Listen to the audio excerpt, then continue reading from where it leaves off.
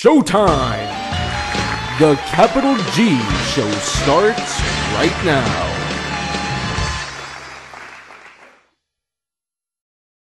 What's up YouTube? Capital G here, talking Nekroz in this video and asking the question for people who were really excited and hyped for this deck. I'm talking even before the deck just absolutely destroyed that small little island of a country we call Japan.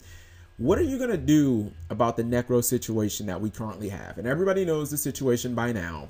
Basically, the most important cards to the deck, the things that you really need multiples of, you know, Brio, Valkyris, and Trishula, the big beaters, the cards that wreck the field, the cards that give you the most utility, they all got short printed in the Secret Forces. And in the secondary market, this inflated the price so drastically, it's not even funny.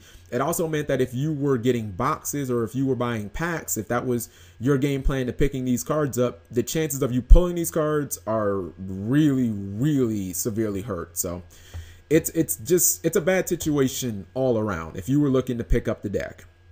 Now, I think that there are going to be three options for people who really wanted to play these. And I'm not really making this video for people out there who they just jump from, you know, tier 1 deck to tier 1 deck. Like, I know a guy at my locals, he just likes playing the latest mechanic. Like, you know, he played Shadows because he was like, oh shit, fusion summoning is back. Like, oh my god, I gotta play this. And then he jumped to Burning Abyss. He was like, oh my god, pendulum summoning, this is so awesome. I'm sure he's gonna jump to Nekroz. He's like, oh my god, dude, ritual summoning, it's so retro. You know, like people who do that, and people who only play like the tier 1 decks, who just maybe want a breath of fresh air. This is really to the people who were fans of Nekroz, people who saw Brio and they saw Trishula, and it was almost like fan service. It was like, oh my god, we get to play Brio and Trish again. This is so awesome. Some of the most powerful synchros ever. Or people who like the dual terminal, because these guys technically are if I'm not mistaken, descendants of the ice barriers. So, I mean, these are a dual terminal art type, you know, people who really were excited about this deck. Because if you look at buying singles, I mean, it really pains me, because especially to like the younger players out there, you know, if you're looking just to pick up like a core of the deck, you're talking about 3 Brios, 2 Nekroz, Valkyris, and 2 Nekroz Trishula at the current prices. And honestly, I've actually seen this card hover upwards of $125, and I think that it could go higher, just because if you look in the past at certain secret rares that were really dominant in formats, cards like Tour Guide from the Underworld and Mecha Phantom Beast Draco Sack, we have been willing to pay $160, $180 for one copy of a card that you had to run multiples of. Back to the point of the Nekroz. If you were just looking to pick up just the bare bones Nekro engine, you'd probably be shelling out roughly almost $600. I'm talking about, you know, 3 Brios, 3 Valkyris, 3 Trishulas, a gun gear, and then, you know, some of the lesser cards that aren't nearly as expensive. That may be the only solace in this entire situation, is that Kaleidoscope and Unicorn and, you know, little blue boy right here, the Captain Hitsugaya looking guy.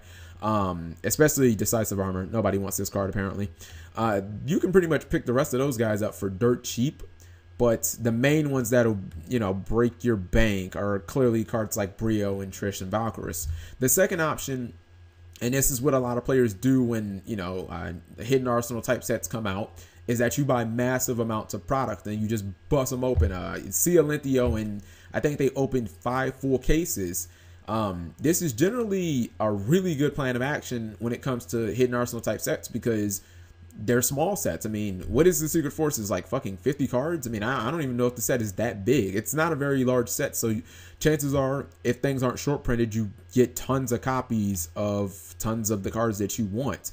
It doesn't really look like a good plan of action, because you can buy 5 boxes and not necessarily, or you basically need to get 5 boxes to kind of be guaranteed to get one of these. I mean, that seems to be about the accepted ratio. I mean, yeah, there'll be exceptions where you buy 3 boxes and you end up getting 2 Brios, or you end up getting 3 Brios, but those will be exceptions to the rule. So I don't really think that buying boxes and hoping to get, you know, 3 of everything is really that viable right now, especially if the boxes are going to run you $80. I mean, who has unlimited pockets, right? The last option, and I think that this is going to be what a lot of people say, I think a lot of people are just going to say, you know what? Fuck Konami and fuck Nekroz. You know, we were excited and we were definitely gonna play the deck, but now at that price, it's just not gonna happen. You know, if you look at the extra deck and everything into consideration, I mean, you could be spending $650 for this deck, and if you put it in the context of the format, okay, well, Cleese, pretty much if you get everything at lowest price, and especially now that Vanities got reprinted from a card that used to be about $20 to $30, now it's about $4. You know, you can probably build Cleese for about $250, especially if you only run like one monolith. That might even get you the whole extra deck too.